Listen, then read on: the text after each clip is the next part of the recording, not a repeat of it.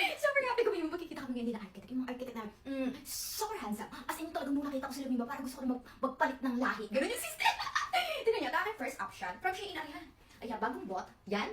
And then ito try natin, tapos mag-comment kayo. Alam niyo, nakita ko sila una. Talaga naman si Aling Judith, Mima. Hindi siya sprinkle ha. Hindi siya nag-shower. So, yan. O, ganyan yung siste. Tapos ito naman, ito yung parang, halimbawa, hindi sila madala yung mga pa-sexy, mga putaching ang atake. Dito naman tayo sa pamanang-manang with a class. Oh! Sobrang plakado, Mima. Yan, bagong bid ko lang yan sa Shein. Tignan nyo. Super refreshing. Tsaka gusto ko makasilay si Judith. Hindi naman ako selfish. Parang sharing is caring. No, medyo maputla ako. Tignan mo, maglalagay tayo ng para mas plakada. Ganyan. Ano lang ginagamit ko? You know. Diba? Mag-glow mist ka pa, di mukha ka na nakapangalis. Ayun o, pangharabas. So pretty. Oh, rin naman ang second look ng angel. Tingnan niyo. Napakaganda na. Anak, kulang ang aking glow mist. Parang medyo dry.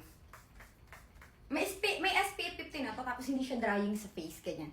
Para halimbawa dry ang face. Plakado, parang siya nag-moist. Ganun yung system. Oh, diba? Alam na, ang kailan, bakit naman gusto ko ng mga foreigner? Super din yun, ganyan yung atake. O, diba? Bibigyan natin ng chinelas.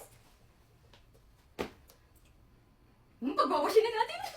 Tingnan, super pretty ba? O, diba? Tingnan nyo, nagkislap-kislap. Itong glow mist yan. Ayan, o. Pagka dry kayo, halimbawa dry, tapos gusto nyo pa may protection sa sun. Itong glow mist yan, o. Ganda yan, sister. Tingnan nyo, Mima. Super pretty.